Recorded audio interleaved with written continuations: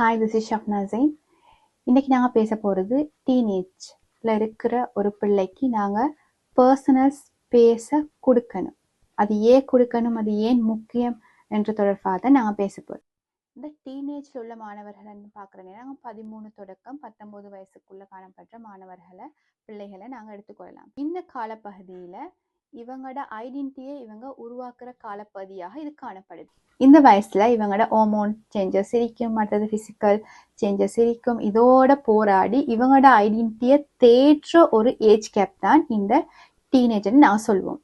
பொதுவாக இந்த வயசுல இருக்கிற மாணவர்களோட பிள்ளைகள்ட நான் கொமனாக நாங்கள் செய்கிற வேலைகள் தான் என்னது, ஃபோன் செக் பண்ணுற, அவன் ரூம்குள்ளே நாங்கள் அடிக்கடி போகிறது, சொல்லாமல் போகிறது.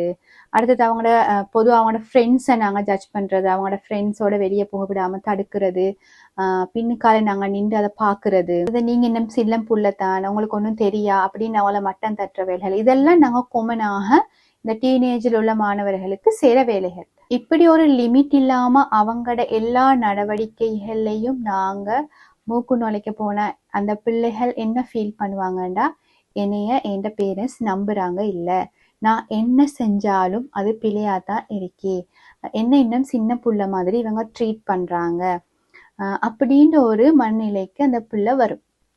இதனால அவங்க என்ன செய்ய வெளிக்கிடுவாங்கன்னு சொன்னா, முதலாவது பேரண்ட்ஸ் கிட்ட பொய் சொல்ல ஆரம்பிப்பாங்க. எல்லா விஷயத்துக்கும் பொய் சொல்ல வெளிக்கிடுவாங்க.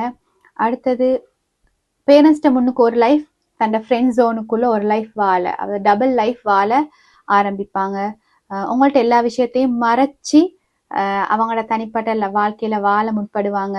அடுத்து இதால நடக்கிற முக்கியமான விஷயம்தான் பேரண்ட்ஸுக்கும் பிள்ளைக்கும் இருக்கிற அந்த எமோஷனல் பாண்ட் பிரேக் ஆகும். அது கொஞ்சம் கொஞ்சமா இல்லாம போயிடும். இப்போ இதுக்கு என்ன செய்யலாம் அப்படின்னு நாங்க பார்க்க போனா, முதலாவது அவங்கள நம்பணும். கட்டாயம் நாங்கள் நம்பணும். ஆனால் அந்த நம்பிக்கையோட அவங்களுக்கான எல்லைகளையும் நாங்கள் போடணும். அதாவது கண்மூடித்தனமான நம்பிக்கையும் இருக்கக்கூடாது, கண்மூடித்தனமான ரூல்ஸும் நாங்கள் போடப்படாது. அப்போ ரெண்டும் பேலன்ஸ் ஆகிற மாதிரி நாங்கள் பார்த்துக்கணும். அடுத்தது ப்ரைவசிக்கும் சேஃப்டிக்குமான டிஃபரன்ஸ் அவங்களுக்கு சொல்லுங்க. உங்களுக்கான ப்ரைவசி உங்களுக்கு இருக்கி, பட் நீங்கள் அதில் சேஃபாக இருக்கிறீங்களா அப்படின்றத நாங்கள் பார்க்குறேன் அப்படின்றத அந்த பிள்ளைக்கு எக்ஸ்பிளைன் பண்ணுங்க. ஏன்னா ப்ரைவேட் ஸ்பேஸை கொடுக்கறதோட அவங்கள நாங்கள் கைட் பண்ணத்தான் வேணும்.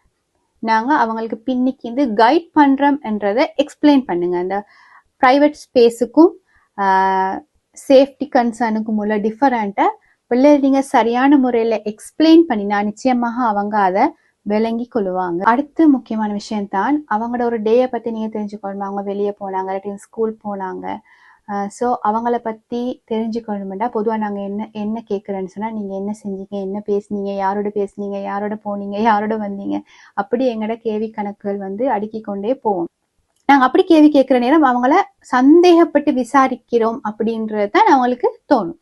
ஸோ அந்த மாதிரி கொஷன்ஸ் இல்லாமல் இன்றைக்கு டே உங்களுக்கு ஓகேயா, நீங்கள் சந்தோஷமா இருந்தீங்களா அப்படின்ற ஒரு செட்டப்பில் நீங்கள் உங்களோட டிஸ்கஷனை ஆரம்பிச்சிங்கன்னா அவங்களும் அதை ஓப்பன் அப் பண்ணி உங்களுக்கு சந்தோஷமாக சொல்லக்கூடிய சுச்சுவேஷன் காணப்படும். அதே மாதிரி நாங்கள் ஞாபகம் வச்சுக்கணும், பிள்ளைகள்டா பிழை செய்யக்கூடியவர்கள் தான். ஸோ அவங்க மிஸ்டேக் செய்கிற நேரம் அதை ஓவராக பேசி ஓவர் ரியாக்ட் பண்ணுற நபர்களாக நாங்கள் இருக்கக்கூடாது. ஸோ அந்த மிஸ்டேக்ஸை சரியான முறையில் இனம் கண்டு அவங்களோட டிஸ்கஸ் பண்ணி அதை இல்லாமலாக்கத்தான் நாங்கள் முயற்சிக்கணும். அது இல்லாமல் ஓவர் ரியாக்ட் பண்ணி ஒரு சின்ன பிரச்சனையை பூதாகரமாக மாற்றி அவங்களோட எமோஷன்ஸோட விளையாடக்கூடிய நபர்களாக நாங்கள் இருக்கக்கூடாது.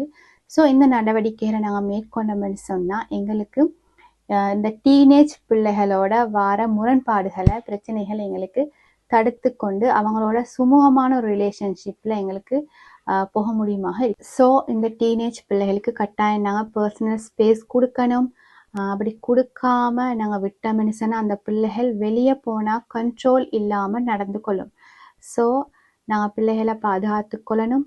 அதே நேரத்தில் அவங்க கண்ட்ரோலுக்குள்ளே நாங்கள் வச்சுக்கணும்னு சொன்னால் அவங்களோட ப்ரைவேட் ஸ்பேஸை கொடுத்து அவங்களோட ப்ரைவசியை பாதுகாக்கிற அதே நேரம் as a parent, as a teacher நாங்கள் அவங்களோட சேஃப்டியையும் கவனத்தில் கொண்டு நடக்கணும். இந்த வீடியோ பிரயோசனமாக இருந்திருக்கும்னு நம்புகிறேன். Thank you so much.